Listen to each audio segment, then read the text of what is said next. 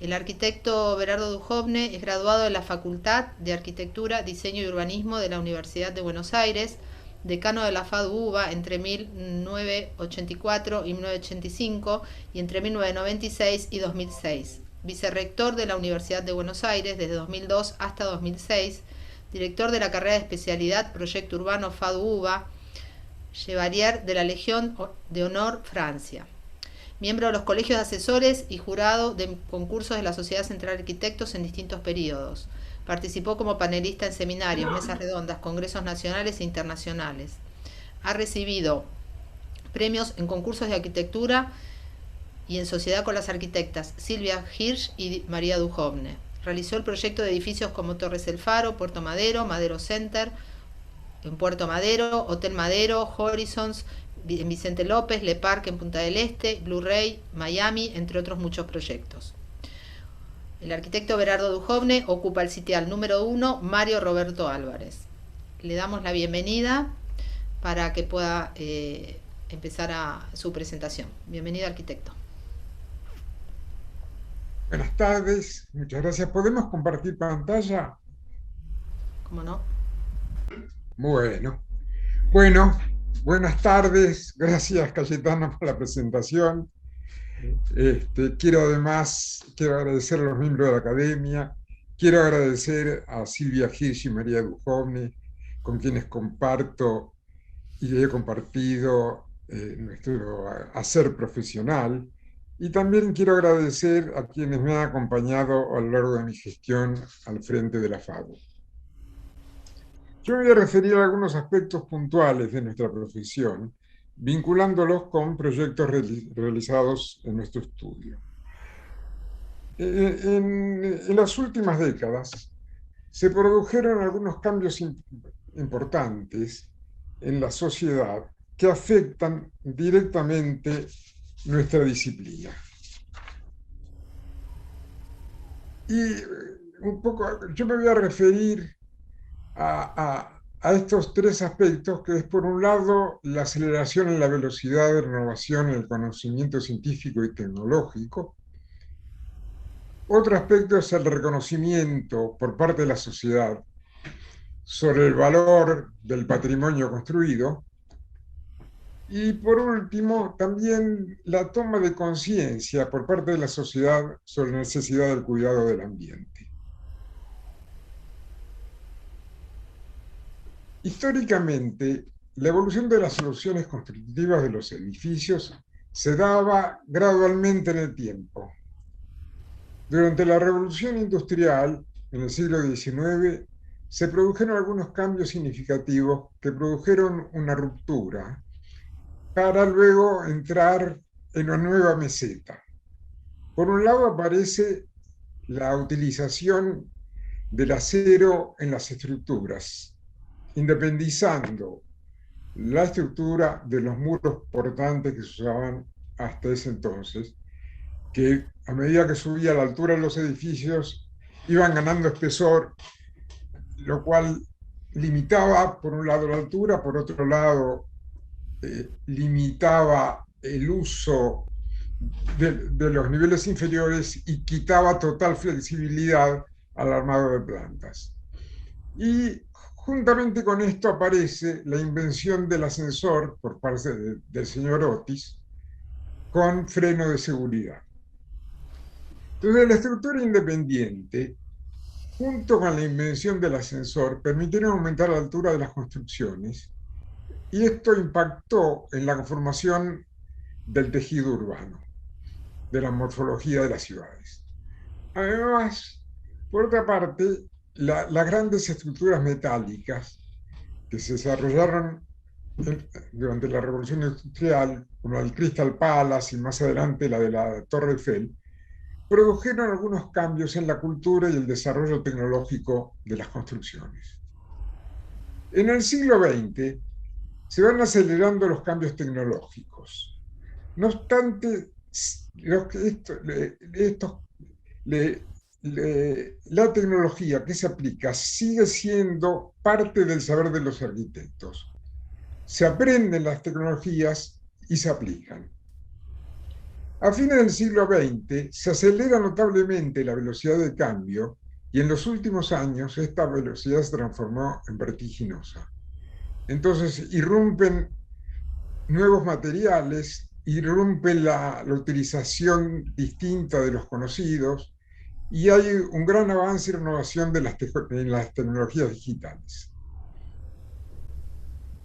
La utilización de la fibra de carbono, de las impresoras 3D para hacer edificios o componentes, la prefabricación que se está dando con mucha fuerza en algunos países, requieren una nueva visión. Hemos visto y vemos en publicaciones viviendas producidas con impresoras 3D, grandes edificios prefabricados que se montan en unos pocos días, pero en general se dan con muy baja o con por lo menos con baja calidad proyectual. Parecería que en algunos aspectos la producción circula por un andarivel al que los arquitectos no tienen participación. Y acá entramos un poco en el nudo del tema, y es que la solución tecnológica al proyecto debe dejar y está dejando de ser parte del saber para convertirse en parte del problema a resolver. Este proceso requiere una nueva apertura mental y debería impactar fuertemente en la enseñanza del proyecto. Me voy a referir un poco a estos temas a través de nuestra experiencia en el desarrollo de algunos proyectos. Por un lado, hablaré de las torres del Faro, que son dos torres de gran altura en Puerto Madero. En realidad fueron las primeras torres de gran altura que se desarrollaron en esa zona. Y el proyecto este en particular tuvo algunas condicionantes especiales, como eran poder construirlo en etapas, tener flexibilidad en el armado de las plantas, porque no estaba muy claro cuál era el tipo de usuario que se iba a mudar, aprovechar las vistas al río y a la ciudad, y dar condiciones de seguridad contra incendio en un edificio de gran altura. Cuando se trabajaba en este proyecto todavía estaba bastante presente el recuerdo de las torres gemelas y había como un clima de gran duda hacia el futuro de las torres que después el tiempo se ocupó de desmentir. Entonces, para la tapabilidad se plantearon dos torres articuladas. Y se plantearon dos torres porque cuando se hicieron los modelos matemáticos, dio que la estructura se iba a achicar por fluencia del hormigón unos 50 milímetros. Entonces se hacía primero la estructura de una y después de un sector y después otro sector, y estaban pegados, se iban a producir problemas serios en la estructura, lo cual nos llevó justamente por la etapabilidad a tener dos torres. Después, dada la gran esbeltez, nosotros generamos una retícula estructural en las fachadas, que además de tomar las cargas verticales, tomaran las cargas del viento. Entonces, para tener flexibilidad de armado de las plantas, se conformó la estructura por esta retícula perimetral y los núcleos verticales. Es un edificio que prácticamente no tiene columnas. Y para ganar vistas y privacidad, las dos torres forman un ángulo entre ellas. Y para la seguridad contra incendios se conectan las escaleras de ambas torres cada 12 pisos mediante puentes. De manera que en caso de haber un siniestro, cualquiera puede recorrer 6 pisos por la escalera y pasar por el puente a la otra torre. Estas son las plantas, plantas de conjunto de los pisos bajos y los pisos superiores, los que tienen puente, los que no tienen puente, los que tienen un puente más importante. Y el puente más importante es el que está ubicado arriba, en el piso 46, que se planteó, además de para la conexión, se planteó como un lugar de estar, como para poder dar oportunidad en la visión del río y de la ciudad que pueden tener todos los que viven en el edificio, aunque estén ubicados en distintas alturas.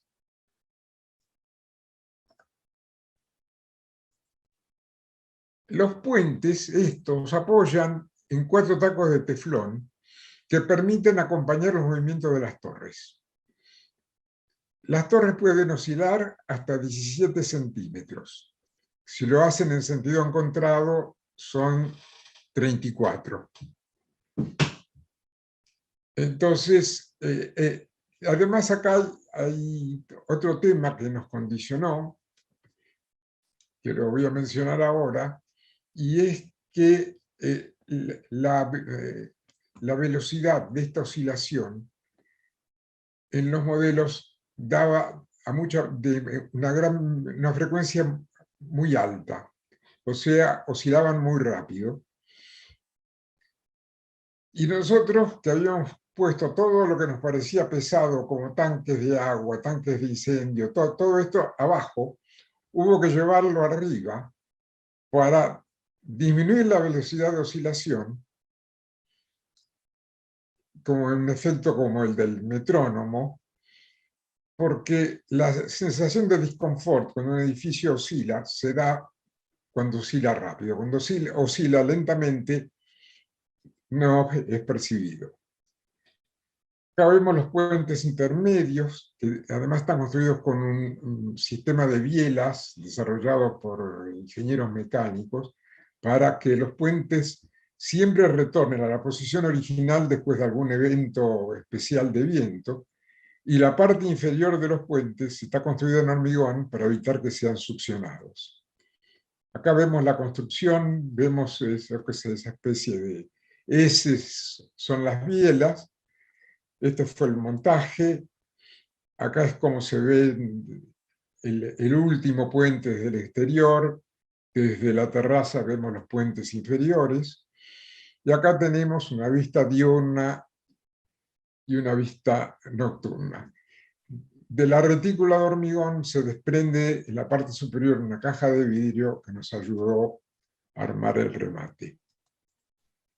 En los cortes se puede observar la gran esbeltez, porque la altura total es de 160 metros, pero como tiene además 38 metros de profundidad de las fundaciones, llegamos casi a una altura de 200 metros. Aquí tenemos un par de vistas del exterior, los accesos, la piscina descubierta, la piscina cubierta. Este es otro programa que traje quería dar como un flash sobre esto. Es una central telefónica. Resulta que las centrales telefónicas prácticamente no tienen ocupantes. Lo que tienen es una sala de computación donde hay una supercomputadora. Entonces, el tema es cómo duplicar para garantizar el aire acondicionado, para que la computadora pueda funcionar, y al mismo tiempo están triplicados los sistemas de generación eléctrica, combinando la red con un grupo electrógeno y un segundo de backup, para que no se produzca el desastre de dejar un área importante sin comunicación telefónica. Pero esto tiene unos años ya. Hoy probablemente con la telefonía celular debería tener bastante menos peso del que tenía entonces. Este es un edificio de oficinas que está certificado LEED, una categoría buena, y que interesa por dos cosas. Por un lado, porque es un edificio sustentable. Por otro lado, permite el armado flexible de las plantas, sobre todo en algo que ya está incorporado a todos los edificios, oficinas en general, pero que quiero mencionarlo, que son los espacios técnicos que hay en la parte superior y en la parte inferior, de manera de poder admitir cambios en el funcionamiento, pero además, con las tecnologías digitales que van cambiando permanentemente, poder hacer los tendidos y rehacer todo aquello que pueda hacer falta. Este es un exterior, no se ve, pero la fachada oeste es la que está cerrada para evitar el calentamiento de ese frente. Este es otro edificio de oficinas que forma parte de un complejo de uso mixto, que está integrado por locales comerciales, por oficinas y por viviendas, y que se arma alrededor de un gran espacio central, donde acá tenemos a la izquierda el acceso a las oficinas, a la derecha tenemos esta especie de gran recoba de 150 metros de largo, que son los dos accesos por dos calles, y desde la cual se van tomando los halls de cada uno de los núcleos verticales. Acá tenemos unas vistas exteriores y el espacio central del cual hablaba antes, donde hay una serie de equipamientos.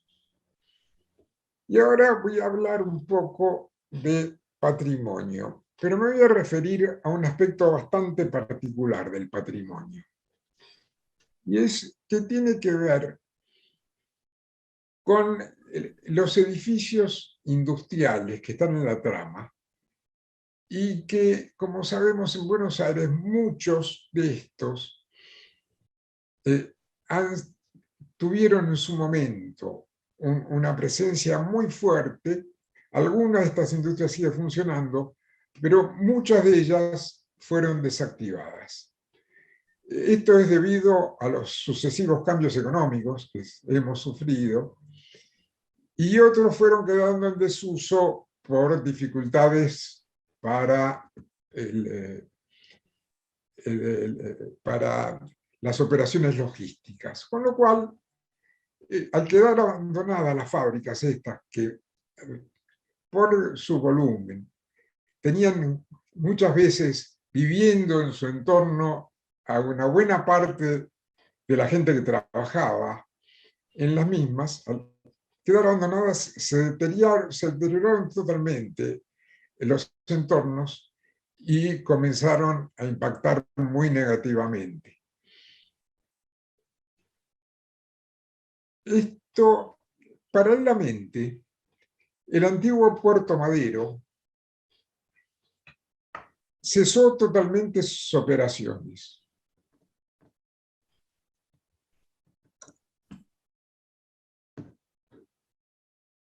Esto, en este caso, el deterioro fue sobre los edificios portuarios, por un lado, y sobre un sector de la ciudad que quedó sin actividad.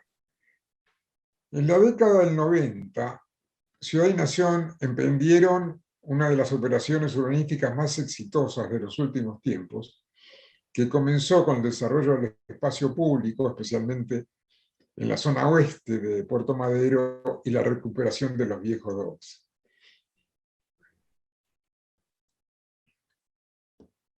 Entonces, la intervención sobre estos edificios industriales, refuncionalizándolos, impacta favorablemente en el entorno urbano, entorno que muchas veces se encuentra degradado, y en algunos casos se han desencadenado renovaciones en los barrios en los cuales están emplazados, y aparecieron estos sectores nuevas actividades, algunas de las cuales se localizan en estos edificios refuncionalizados.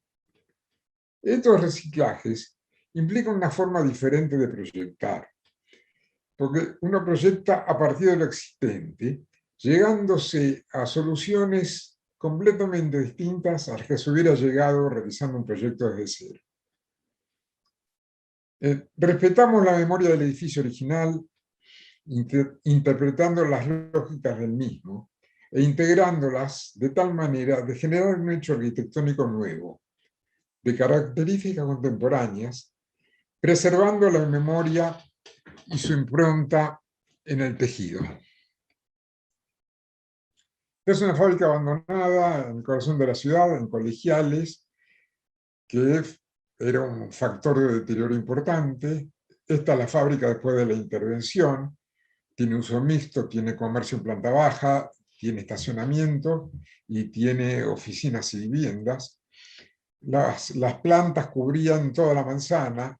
Tuvimos que trabajar por vaciado, demoliendo importantes sectores como para poder dar condiciones para las viviendas de buena habitabilidad. Estos son los halls de entrada, donde mantuvimos un cierto clima déco que tenía el original. Ahora, de estos halls arrancaban las escaleras mecánicas para que subiera el personal, porque trabajaban acá 2.500 personas, que es un poco a lo que me refería anteriormente sobre el impacto en el entorno. Espacios interiores, circulaciones internas con luz cenital.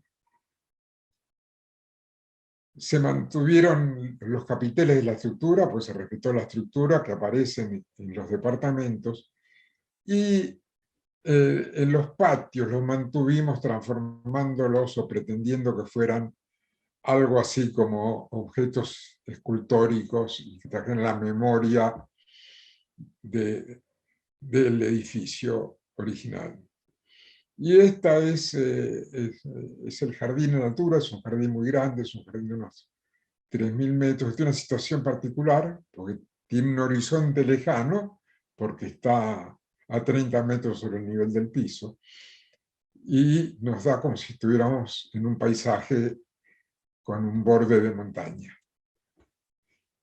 Este es otro proyecto que desarrollamos, lo desarrollamos con el estudio Mantiola, Sánchez Gómez, Santos, Solsona, Salaberry, que está conformado en realidad por dos sectores. Un edificio que albergaba el sector para el proceso industrial, un edificio italianizante de principios del siglo XX, y unos silos donde se alojaba los granos que después eran procesados. Hay grupos de silos de distinta conformación, unas más regular, otras más irregular, como se fueron dando en el tiempo. Y un poco el tratamiento de los silos planteó el desafío de, por un lado, generar las particiones horizontales, por otro lado, abrirlos, pero manteniendo la tensión superficial de estas superficies, que nos parecía sumamente interesante y atractiva. Este es ejemplo de otra fábrica, esta es en Barracas, es una fábrica que dejó de operar por razones logísticas, pero también impacta sobre el barrio, además impactó siempre, porque como podemos ver, por razón de los procesos industriales que aquí se daban, los muros estaban absolutamente cerrados, con lo cual era una enorme masa construida, totalmente cerrada y negada al entorno. Y esto pese a que, como podemos ver, tiene una estructura y un ritmo estructural que preservamos y que hubiera permitido otra cosa. Las plantas se estructuran además de un gran espacio central, hay algún patio adicional, pero en este espacio central es de actividades sociales para la gente del edificio, y mantuvimos la chimenea como un elemento que hace a la memoria del edificio, y aprovechamos para alojar ahí un ascensor y una escalera que bordea la chimenea para acceder al nivel de actividad social del primer piso. A la izquierda tenemos el edificio como quedó, a la derecha el ingreso, que era el ingreso del personal a la fábrica, y debajo de toda esa estructura que generamos en el primer piso, armamos un gran hall de escala casi urbana, con la intención de transformarlo en un espacio semipúblico con algún café, alguna galería, alguna librería, y que permitiera la integración con el barrio con un ingreso relativamente controlado. Pero finalmente, como nos suele pasar a los arquitectos, la seguridad pudo más que nuestras intenciones y quedó reservado para los ocupantes del edificio. Este es otro reciclaje. Este lo hicimos, es un concurso, ganamos junto con el estudio Greenberg Duet, una fábrica que era originariamente de anteojos, después de queso, y finalmente la transformamos en un geriátrico. La entrada, donde abrimos los techos para tener luz cenital, jugando con la luz y con los espacios en ese lugar, las áreas sociales, el exterior vinculado con el exterior, los patios internos que se abrieron para dar luz y ventilación a los espacios sociales de los distintos niveles. Y acá quiero señalar una cosa, que es que generamos estares en todos los pisos, que son lugares para estar y comer, además de las habitaciones. Con lo cual, hay un funcionamiento parecido al de la casa. Se puede salir de la habitación y se puede comer o ubicarse en un sillón a leer en la inmediatez, sin recorrer y sin trasladarse a la planta baja. Por otro lado, hay un sistema bastante sofisticado de partición de la planta en dos sectores, en dos mitades, con elementos cortafuego, porque es un edificio que sería imposible desagotar en caso de un siniestro por los sensores o muy lento, pero en cambio sí es posible trasladar a la población de media planta a la otra mitad y poder aislarla.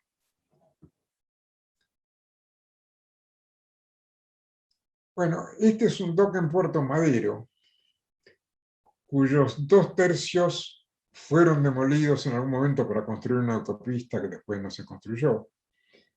Y el desafío era cómo reconstruir el volumen, articulando el sector existente con la arquitectura del 900 de los docks de Puerto Madero con el sector que estábamos agregando.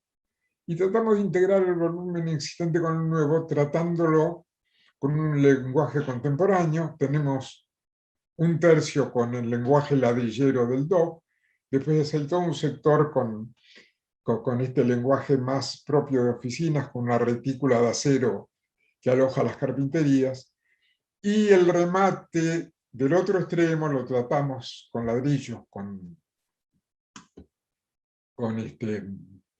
un lenguaje contemporáneo, como para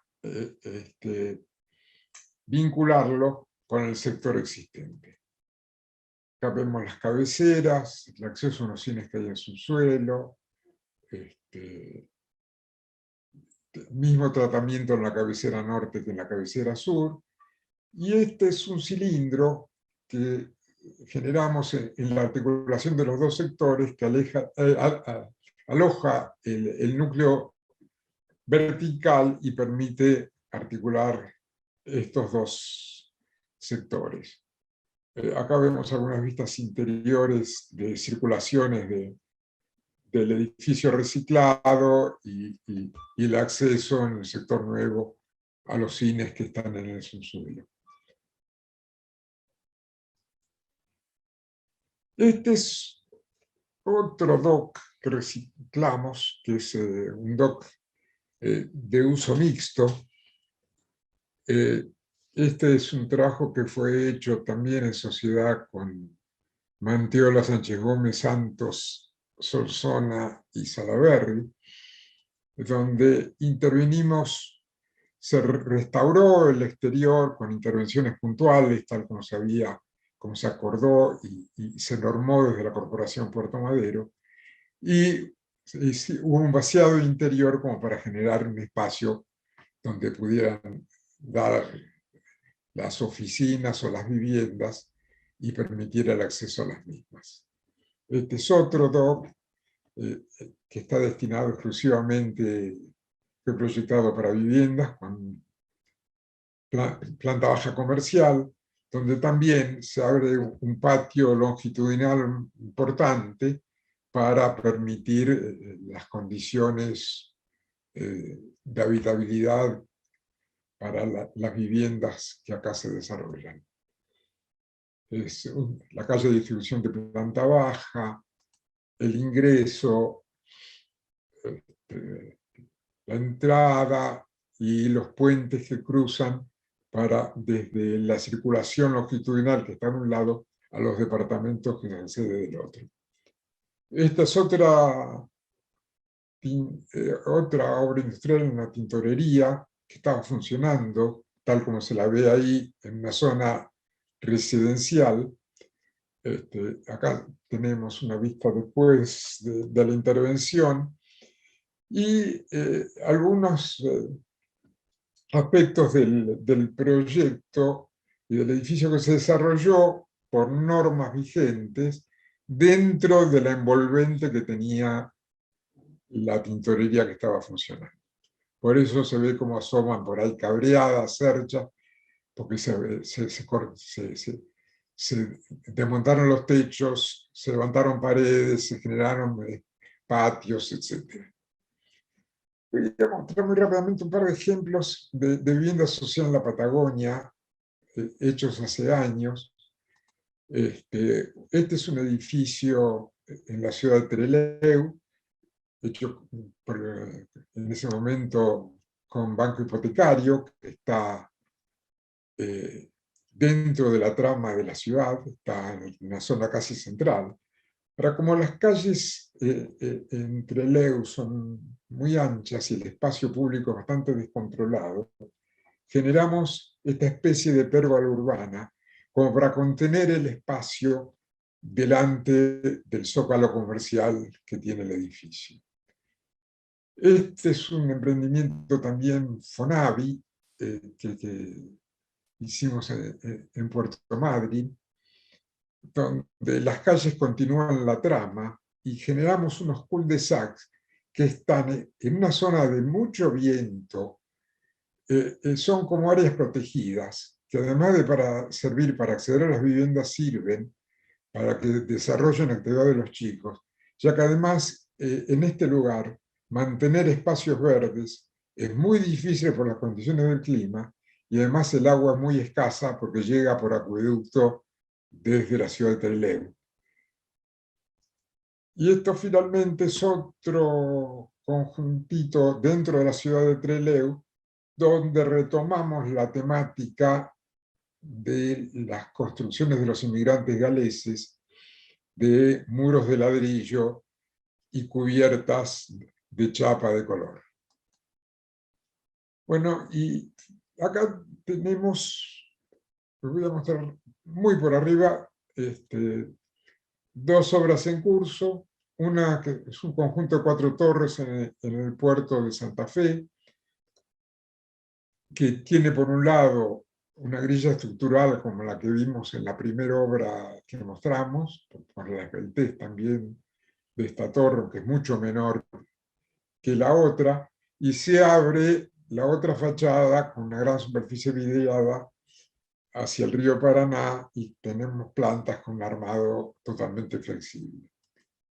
Y esta es otra obra que están hoy en construcción, que también son 2 torres, también articuladas, también con puentes, donde estamos accediendo por el espacio entre las 2 torres, donde como cubierta de este acceso está la pileta de natación que sirve a las 2 torres.